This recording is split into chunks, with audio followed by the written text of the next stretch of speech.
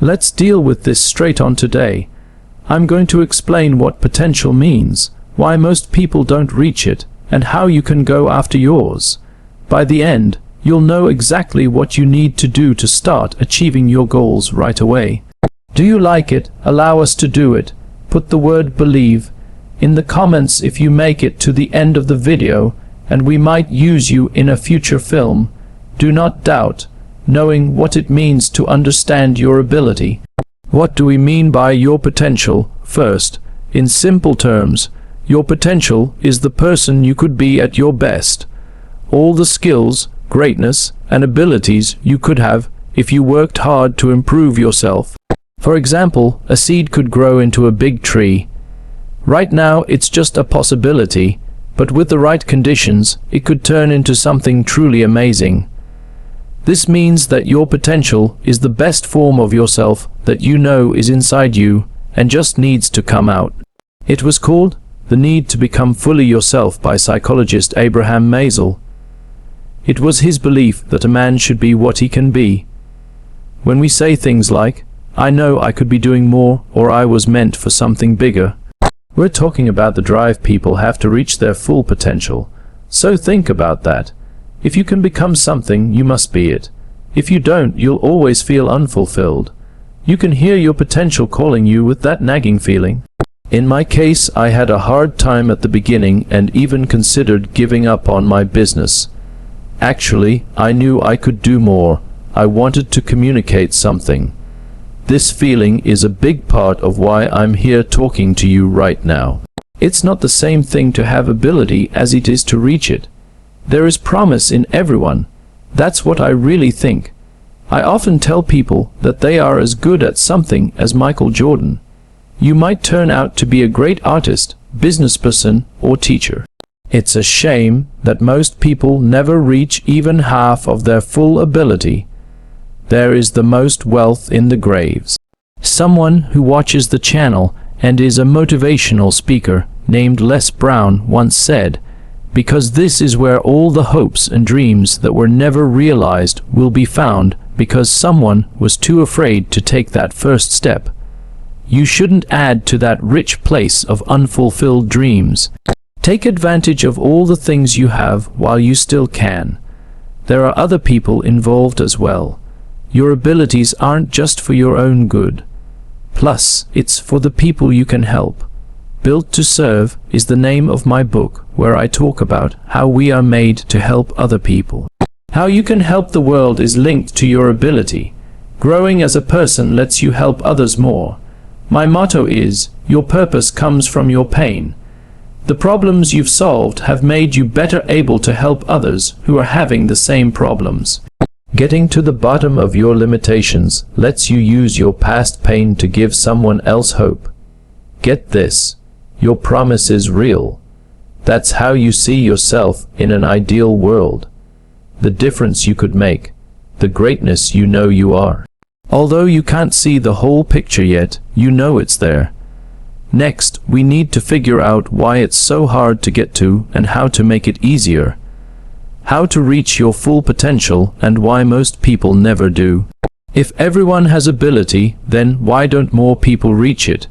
It's time to talk about what Rissab hinted at in his statement. If so, is the world meant to keep us from reaching our full potential? Somewhat, yes. People are held back by a few big things. Let's look at some of them in detail, starting with the fear and mental blocks. When we try to do something, our mind often stops us. Not really fear of what might be, but fear of the changes and difficulties that come with going after it.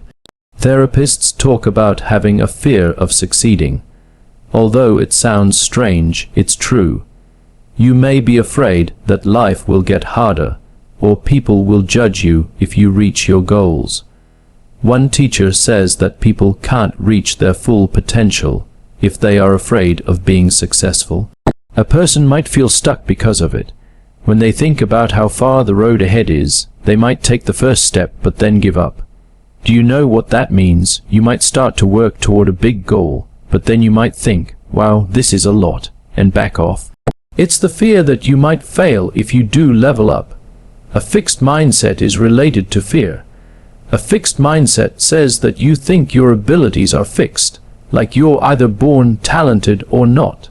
To avoid failing, you avoid challenges. A growth mindset, on the other hand, says that you think you can get better with work. According to studies, students who thought they could get smarter did better than those who thought intelligence is fixed. This is because people with a growth mindset are more likely to push their limits and reach their full potential. It's possible to subconsciously stop yourself from reaching your full potential if you think things like, I'm not blank enough, I'm not smart enough, I'm not talented enough, etc. So ask yourself, what beliefs am I carrying? Do you believe you can learn and get better? Do you believe you deserve to win? If there's a voice telling you that you can't, we need to address that, and we will with some action steps later. Razab said this might be on purpose. Are there systems that keep us from reaching our full potential? I think our education system and many workplaces do this without us realizing it. Sir Ken Robinson said in a famous TED talk, "We don't grow into creativity, we grow out of it." We're all very creative and ambitious as kids, but school teaches us to sit down, follow the rules, color inside the lines, and basically become average. I say this as a general criticism of schools. Most schools don't teach you how to find your passion or purpose. You learn how to pass tests, not how to reach your full potential. By the time you're an adult, you may have spent years doing what other people want you to do instead of developing what makes you unique. This is also true at work. A Gallup poll in 2024 found that only 31% of employees were engaged at their jobs. 69% of those people said they didn't care about their jobs or felt like they didn't have a purpose. They felt like they were just parts of a machine. If you spend 40 hours a week or more doing the same things over and over, you're not developing your unique skills. In a way, that's the path that society sets for you. Go to school, get a stable job, etc. You from reaching your full potential. It's not a bad plot. It's just a system made for efficiency rather than individuality, and you need to break out of it. Third, you don't have a clear sense of purpose. This is another big reason why people don't reach their full potential. They don't know what it is. If you don't know what you want to do or what you're capable of, it's hard to get there. It's like having a fast car but no place to go. You just sit in the driveway. A lot of people never take the time to really research their strengths, interests, and values. Some people feel stuck when they are interested in or skilled in a lot of different things. They get analysis paralysis, or think they are average at everything, when in reality they could be world class at something if they put in the time and effort. I felt this way after I sold my first business. I asked myself, now what? And realized that my passion was helping entrepreneurs. That was the seed of my potential. If you haven't found yours yet, don't worry. I'll give you some frameworks in the next part of this video to help you get clear. 4. The comfort zone and putting things off. This is a big one. We get comfortable. To reach our full potential, we need to get out of our comfort zones and try new things, risk failing, and work hard. It's easy and tempting to stay in our routines. For example, you might want to start a YouTube channel. You may want to write a book, start a business, or get in great shape. But you also want to relax with Netflix and not stress out too much. So you keep putting off those big plans. Did you know that about 20% of people are chronic procrastinators who put off important actions in all areas of their lives? I think that's pretty much everyone. As Mel Robbins, a friend of the channel, says, your brain is designed to keep you safe. So, we wait for the right time to go after our dreams. I'll start my business when the kids are older, when I have more money saved, or when things settle down. But if you stay safe, you'll never become the person you want to be. Putting things off until you're sure you're ready will leave you on your deathbed with regrets instead of accomplishments. Studies show that people regret not doing things more than what they did. When people were asked to name their biggest regret in life, 76% said it was not being their best selves, not turning into the person they want to be. Basically, we often wish we had been better versions of ourselves and feel terrible about it. That actually hurts me a lot. The main thing people regret most is not reaching their full potential. I do not want you to be that. A lot of people had barely kept half of their dreams alive. Ronnie Ware, a person who works with dying patients, wrote that most people had not lived out even half of their dreams and had to die knowing it was because of decisions they had made or not made. To put it another way, they settled. They were happy with less than what they could have been, and that was their biggest sorrow. This is really hard stuff, but I didn't want to calm you down. Stop settling down. Don't wait for permission or the right time anymore. You can't afford the price.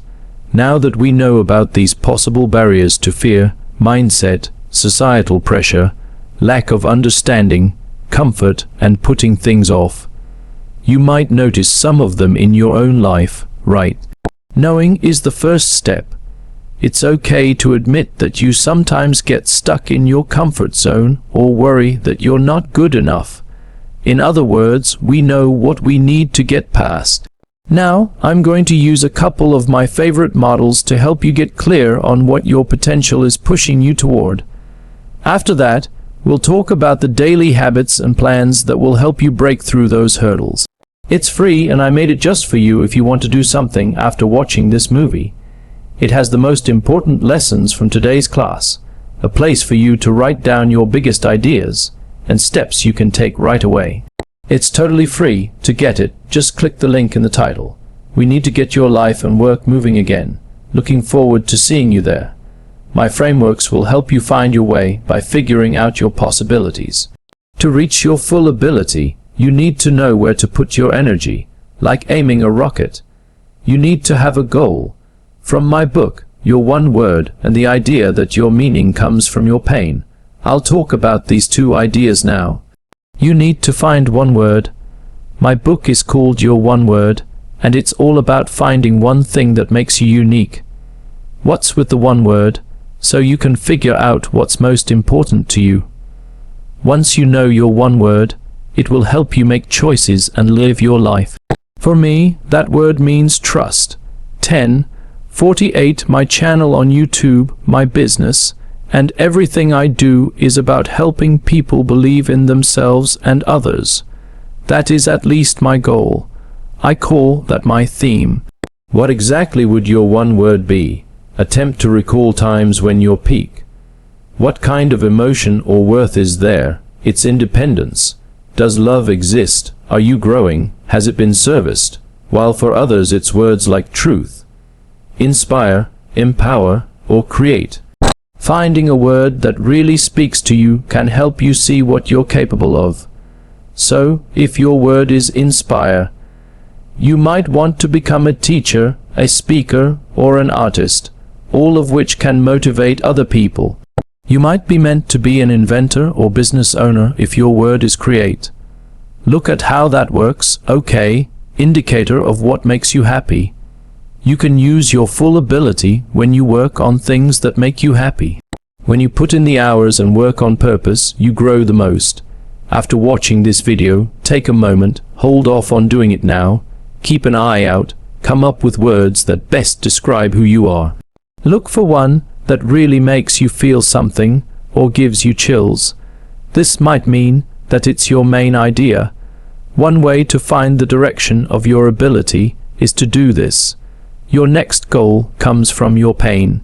You can find this in my book, Built to Serve. Think about your problems is another powerful practice. I talked about how the thing you fought with the most in life can often show you your purpose in Built to Serve. For what reason, and you care about that problem a lot. After getting through pain, you want to help other people who are going through the same thing. As a 19-year-old business owner, I had a lot of problems and felt lost and alone. My goal now is to make businesses feel less alone by giving them hope and a plan so they can have a purpose. What hurts you makes you strong, and someone else needs that power. Tell me about your experience. Did you stop being bullied? Did you beat poverty, illness, sadness, loss, stress, or trauma? For example, how did you get through it or handle it? The key to your success might be in that story. You could be supposed to write a book about it later. Create a support group. Come up with an answer, or just show others that you've been there and done that. Ignite your power in pain. No need to be afraid of it.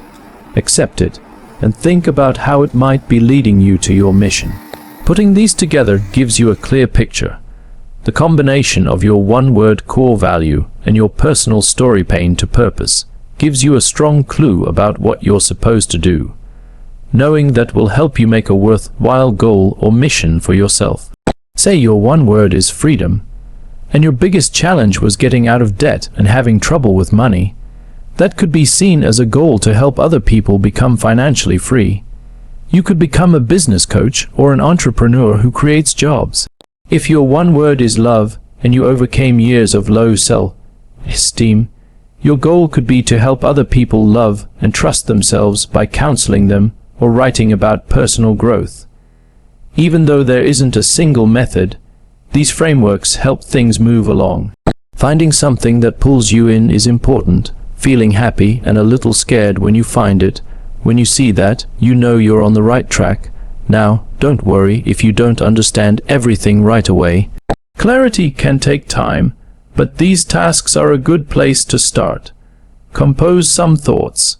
Finding out more about yourself is already helping you reach some of your goals because it helps you become your true self. Also, keep in mind that your potential isn't just about your job or big public accomplishments. It could be being the best parent, friend, or part of the community you can be. You might be able to be a great dad who breaks the cycle of dads not being around in your family. That is very big. Your ability could be to make art that moves people, or it could be to run a marathon when you're 50. It's what you can be. You write it down. If you have even a vague idea of where you want to go, the next step is to do something about it. Promise is just promise if nothing is done with it. To begin, let us talk about the daily habits and plans that you can use to reach your full potential. Research back daily habits that will help you reach your full potential. It doesn't happen all at once that you reach your full ability. Everyday choices and habits add up over time to make it happen, like getting ready for a sport or learning to play an instrument. You get better and feel better about yourself over time. You can start these habits right away to reach your full potential. They are backed by science.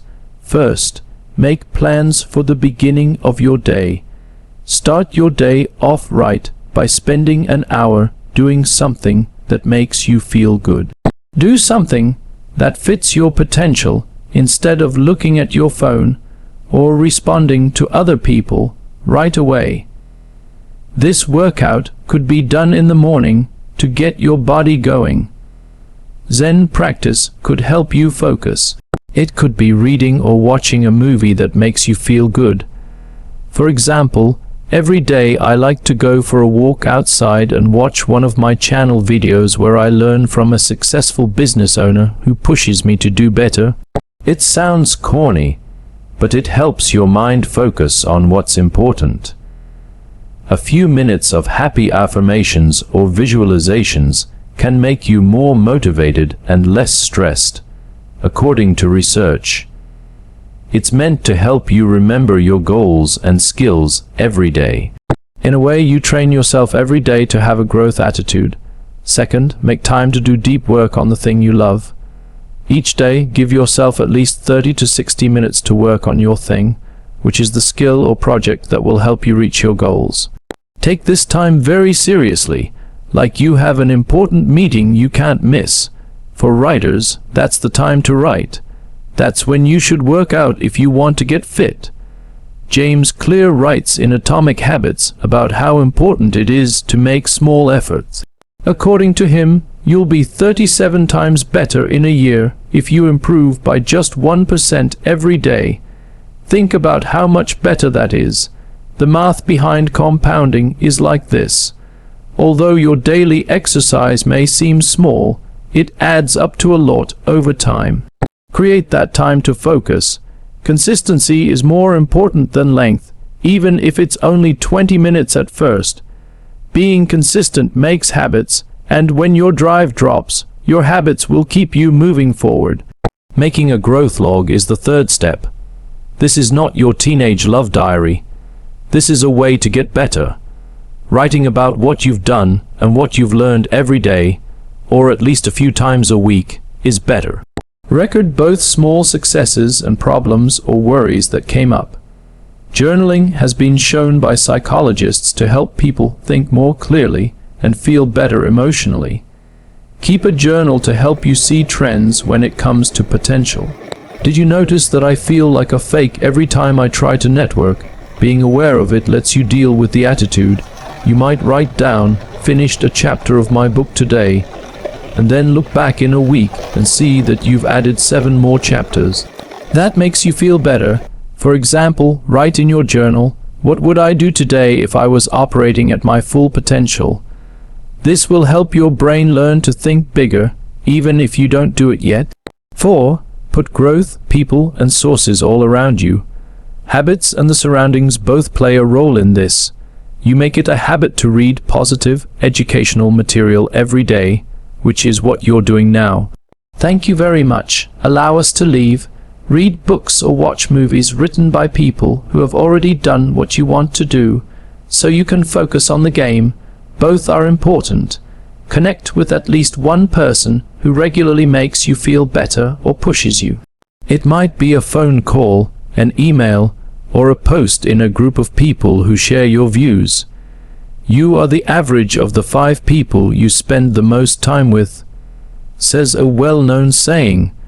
Spending a lot of time with people who are open to change will give you that attitude. There is evidence for this. In groups, habits and attitudes spread quickly. For example, studies have shown that your chance of becoming overweight rises by 57% if a close friend does. Also, good habits like living well and trying hard can spread through social networks. So, make sure that the people you hang out with are intentionally pushing you to reach your full potential. You can find virtual mentors and groups if you can't find them in real life. What you read or watch can be like your 5 friends. Your daily surroundings, which includes your body and mind, should feed your potential, not kill it. 5. Accept pain every day. Somewhat hard, but it's gold. Do something that makes you grow every day. For example, speaking up when you normally don't. It could mean talking to someone you look up to or trying a new skill you know you'll be terrible at. Skydiving level crazy isn't necessary, right? In the right amount to help you grow. These actions are known as leaving your comfort zone. Because you learn that being uncomfortable won't kill you, it gets easier over time. On the contrary, it makes you stronger. Possibly you made a rule. One bad thing to do every day. Simply starting a talk or declining an offer to do something you don't want to do can be significant.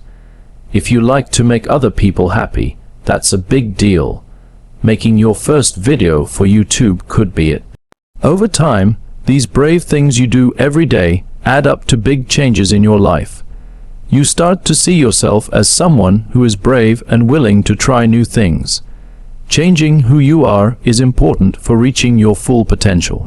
Things you want are beyond your comfort zone. To get to the other side every day, give yourself a light push, even if it's only for a short time.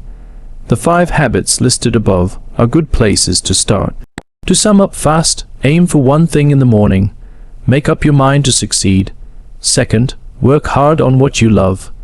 Get 1% better every day. Keeping a growth log will help you learn more about yourself. 4. A setting that is good. That's people and things that make you feel good, like this movie.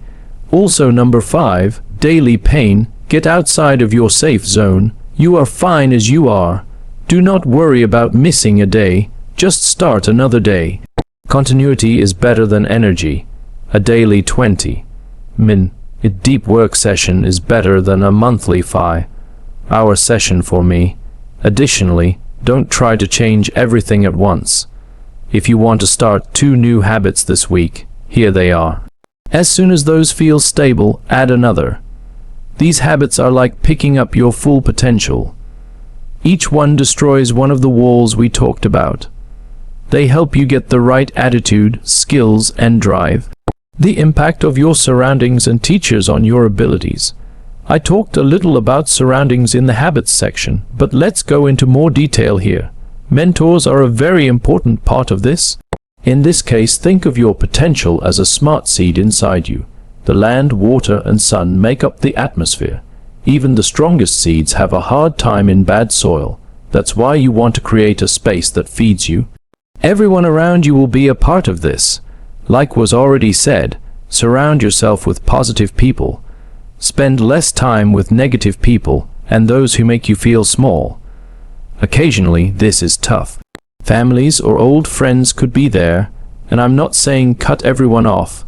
I'm just saying be careful and set limits. Find groups of people who share your goals and ideals, whether they are online or in real life.